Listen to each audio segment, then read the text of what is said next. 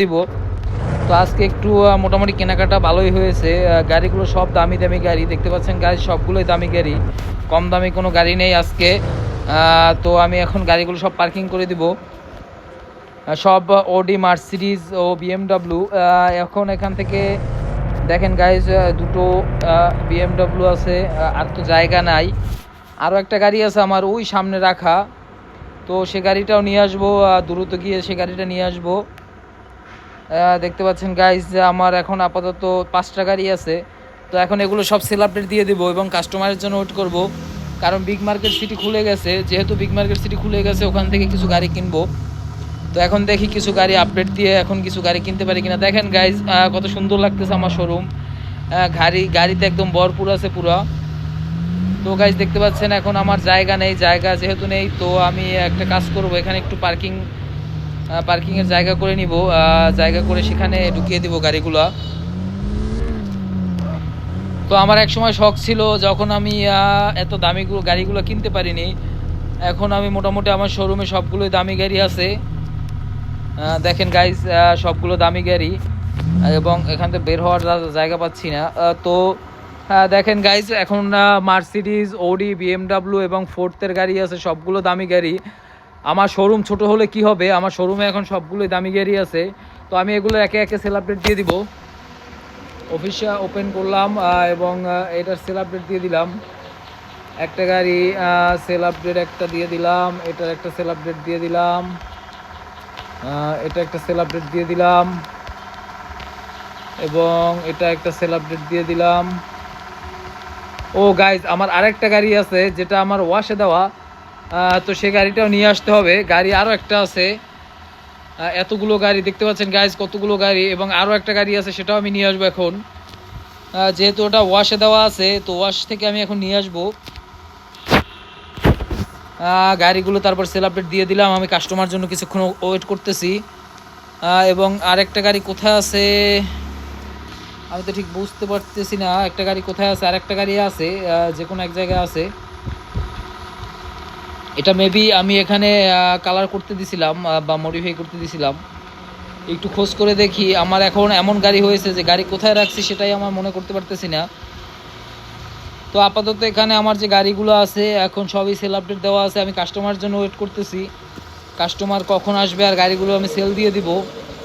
আমার গাড়ি একটা আছে, তো এই দেখেন এগুলো সেল আপডেট দেওয়া, এটাও একটা সেল আপডেট দেওয়া, এটাও একটা সেল আপডেট দেওয়া। তো মোট এখানে 5টা গাড়ি আছে।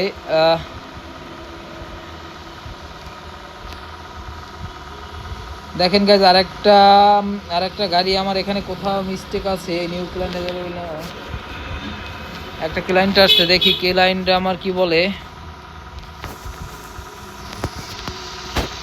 তো এটা আমি গাড়িটা নিয়ে আসবো, এখান থেকে আমি গাড়িটা নিয়ে আসবো, যেহেতু আমি এটা কোথায় রাখছি মনে করতে পারতেছি না। তো আমি গাড়িটা এখান থেকে পুল আপ করে নিয়ে আসবো।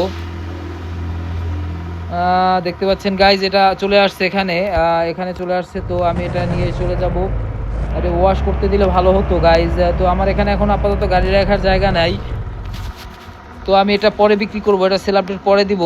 যেহেতু আমার কাস্টমার এসেছে, আমি কাস্টমারের সাথে কথা বলে নেই। কাস্টমার প্রথমেই একটা ভালো গাড়ি ধরেছে, তো আমি একটু দাম বাড়িয়ে দেই। হ্যাঁ সেল হয়ে গেছে, যেহেতু এটা ভালো গাড়ি ছিল তাই সেল হয়ে গেছে। তো গাড়ি এটা একটু পার্কিং করে দেয় এখানে, এখান থেকে পার্কিং করে দেই।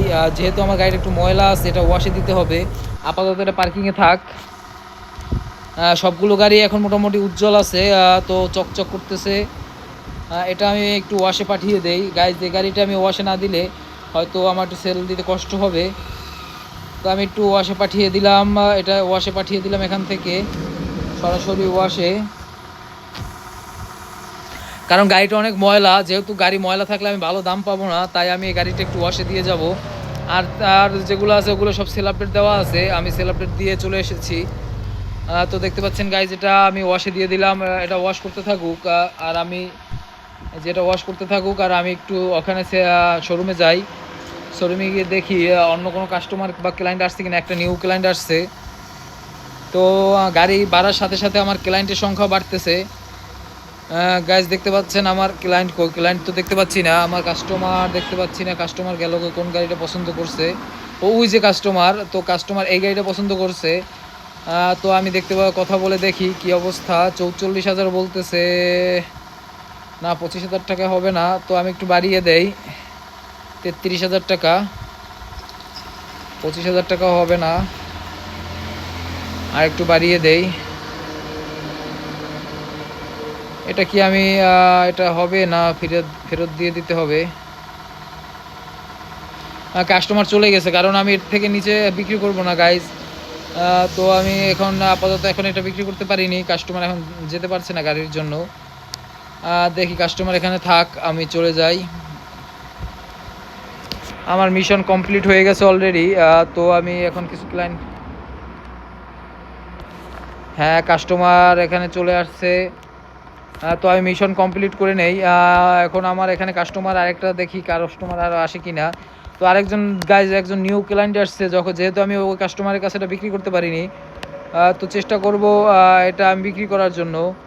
তো কাস্টমার আমার এখানে এসে পড়েছে। তো কালো মার্সিডিস বেঞ্চটা দেখেছে, আমি দেখি সেল করতে পারি কি না। $44,000 বলতেছি, $25,000 বলছে, তো হবে না। আবারও বলতেছে 25,000। গাইজ একটা কাস্টমার যেহেতু আমি ফেরত দিয়েছি, এটা আমি চাবো ফেরত না দিতে, তো আমি এটা সেল করে দিলাম। কারণ আমি কাস্টমার একটা অলরেডি ফেরত দিয়ে দিয়েছি, ওই যে কাস্টমারটা চলে যাচ্ছে। তো নিউ আর একটা ক্লায়েন্ট এসেছে, মোটামুটি গাড়িগুলো সেল হয়ে যাচ্ছে খুব তাড়াতাড়ি। আমার গাড়িগুলো সেল হয়ে যাচ্ছে। এর মধ্যে আরেকটা গাড়ি আমার ওয়াশ হয়ে গেছে, ওই গাড়িটাও নিয়ে আসবো, নিয়ে এসে ওটাও আমি সেল আপডেট দিয়ে দিব, কারণ আমার একটা ভালো গাড়ি কিনতে হবে, যার কারণে আমি চাচ্ছি সব গাড়িগুলো সেল দিয়ে দিতে। কোনো কাস্টমার আমাকে দাম বাড়িয়ে দিচ্ছে না, আমি যেরকম চাচ্ছি সেরকম পাচ্ছি না দাম। এই গাড়িটা সেল হয়ে গেছে। তো গাইজ দেখতে পাচ্ছেন আমার কাছে অলরেডি দুটো গাড়ি